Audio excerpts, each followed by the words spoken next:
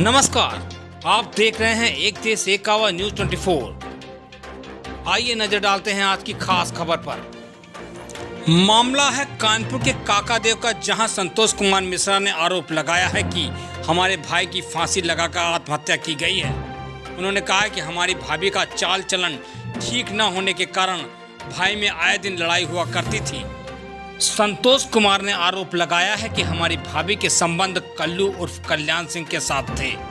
आइए देखते हैं पूरी रिपोर्ट एक देश एक आवाज़ न्यूज 24 के संपादक अरविंद सिंह यादव के साथ।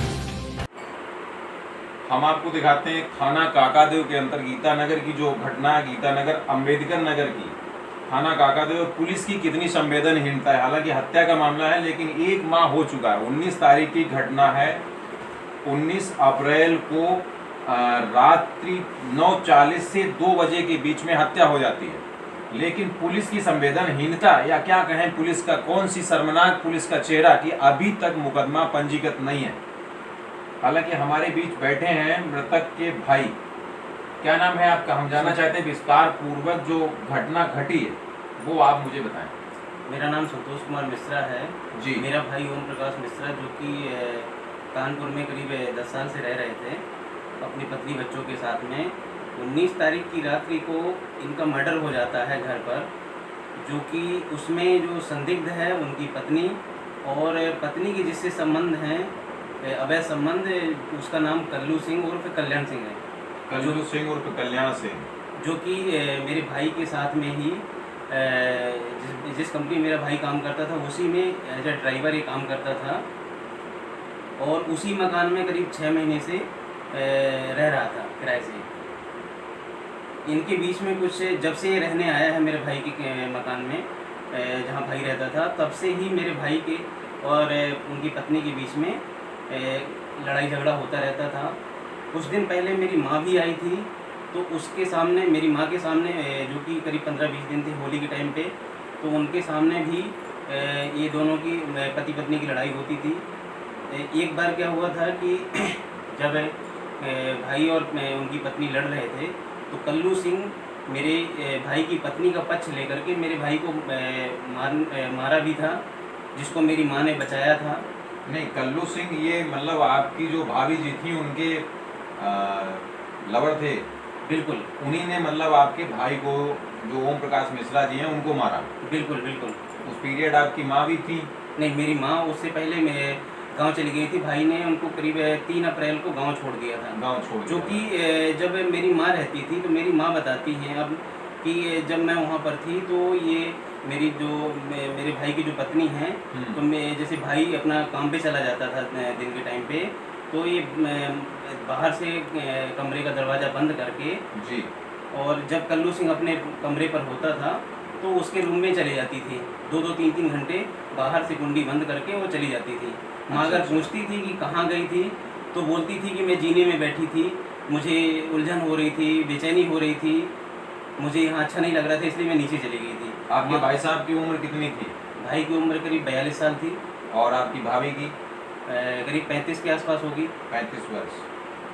जब इनके चरित्र के बारे में आपकी फैमिली को कुछ तो मालूम पहले से ही हुआ होगा, तो उस पर आपने कोई कार्रवाई या कभी कोई शिकवा शिकायत या आपके भाई ने कहीं की हो या किसी से दर्द बताया हो, अपना माँ से बताया हो, कुछ ऐसा? बिल्कुल, माँ से बताया। माँ से ये भी कह रहा था, बहनों से भी बताया है कि इसके चाल चरित्र अच्छे नहीं हैं और ये मेरे साथ में कुछ भी गलत करवा सकती। तो हम लोगों ने कई बार समझाने का, दोनों लोगों को समझाने का किया कि लैपटॉप दिखाएं जरा आप। हाँ, बताते रहे आप।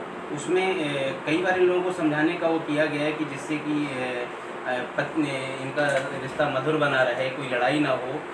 परंतु ये चूँकि पहले से ही ऐसी थी, जब इसकी शादी हुई थी उसके 8 दिन बाद ही इसने अपना रंग दिखा दिया था। इसका किसी के साथ अफेयर था और ये भाई को छोड़ करके चली गई थी। ये 2008 में जब इनकी शादी हुई थी, उसके 8 दिन बाद ही इसने भाई को छोड़ दिया था। वो कह रही थी मुझे तुम्हारे साथ में नहीं रहना है, मेरा किसी और के साथ संबंध है और मैं उसके साथ में रहूँगी। तलाक का भी मैटर तक पहुँच गया था, परंतु उसके 1-2 महीने बाद फिर ये वापस आ गई। सितंबर 2008 में भाई के साथ रहने लगी। फिर ये करीब 20-25 दिन भाई के साथ में रहती है और कुछ उसके बाद में जेवर वगैरह लेकर के और मैं अक्टूबर 2008 में चली जाती है। फिर उसके बाद में ये 6 महीने तक गायब रहती है, फिर भाई के साथ में आकर के रहने लगती है। भाई किसने ऐसी गुजारिश करके कि मैं कहाँ जाऊँगी, मर जाऊँगी, मैं मेरे से गलती हो गई, तो भाई उसको रख लेता है। उसके बाद में ये लोग तब से रह रहे थे, कोई इनको दिक्कत नहीं हो रही थी। परंतु इसके अवैध संबंध कल्लू सिंह से पहले किसी और से भी थी। इसकी जानकारी मुझे जब ये घटना घट चुकी है तो मकान मालकिन जो कि सुमन त्रिपाठी हैं, उन्होंने भी मुझे इस बात के लिए बताया है कि इसके संबंध किसी और से भी थे और ये बहुत बदचलन औरत थी।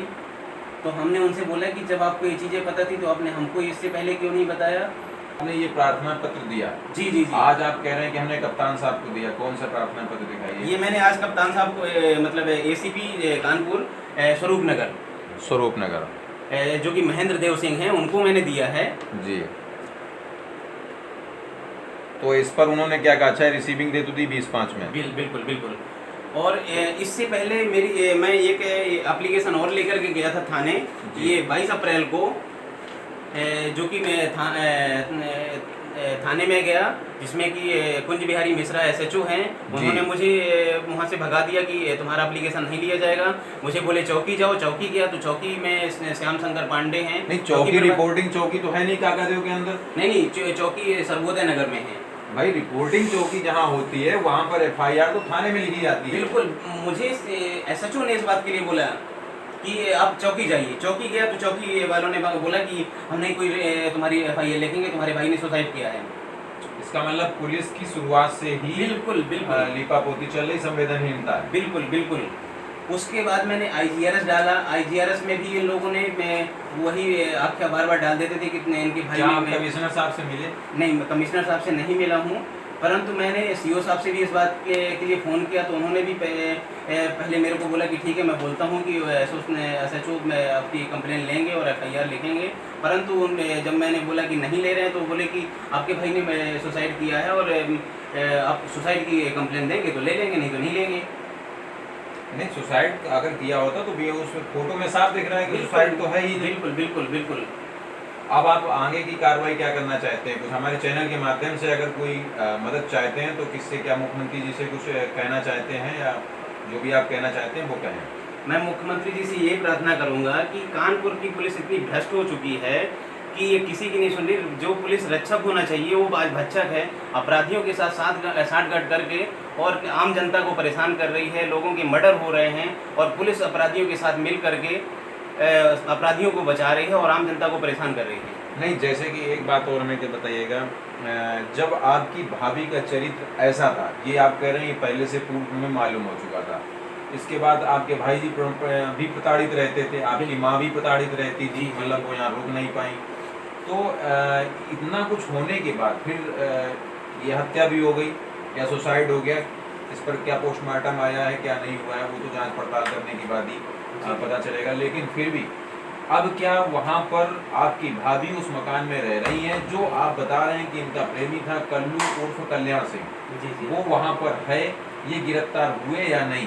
नहीं गिरफ्तार हुआ है। और मकान मालिक से मेरी इस बारे में बात भी हुई तो मकान मालिक ने बताया कि जिस दिन ये घटना घटी है उसी दिन से उसी टाइम से कल्लू सिंह गायब है, रात्रि से ही, और उसके बाद से आया नहीं है। और मकान मालिक कह रहा है मैंने उसको फ़ोन भी किया दूसरे दिन सुबह जैसे मुझे पता चला कि तुम्हारे भाई के साथ में हादसा हुआ है, तो वो कह रहा है कि मैं नहीं आ सकता हूँ, मैं बाहर हूँ और मैं नहीं आऊँगा। फोन उसका चालू बंद कर दो ना। उस दिन चालू था, ये चीज़ें वही बता रहे हैं मकान मालिक। उसके बाद से कह रहे हैं बंद है ना, उसके बाद वो आया है। तो इसका मतलब चोर तो साफ पकड़ा जा सकता है यहाँ पर, अगर उसका फोन बंद जा रहा है तो इसका मतलब उसको डर है कि हम पकड़ जाएंगे। बिल्कुल, वो अपराधी है, इसीलिए उसने फोन बंद कर रखा है। और आपकी भाभी जी का नंबर? भाभी मेरी जो है वो 13वीं, जब तक मेरे भाई की 3 तारीख को 13वीं थी तो 3 तारीख तक हमारे साथ में गाँव में थी।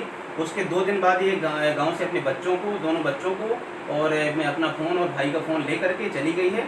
कहाँ गई है ये हमको नहीं मालूम है। अभी आपसे बता रहे थे कि वो आपके भाई को कुछ भांग टाइप का कुछ खिलाती थी। जी बिल्कुल। क्या खिलाती थी? वो कह रही है कि मेरा भाई भांग खाता था, जबकि मेरा भाई कुछ नहीं खाता था। परंतु जब ये हमारे घर में थी तो उस टाइम पे हमने इसके पर्स में देखा, मतलब इसका पर्स ऐसे रखा हुआ था एक जगह, तो वैसे बच्चों ने खोला तो उसमें से ये दवा निकली जो कि एक ड्रग्स है और इसका नाम अल्प्राजोलम है, जो कि एक ड्रग्स होती है और ये जिससे कि नींद आए या बेहोशी हो जाए। फिर इसके बाद आपने कोई कार्रवाई अग्रिम किया? और बिल्कुल भाई मैंने अभी तक 1 महीना हो चुका है।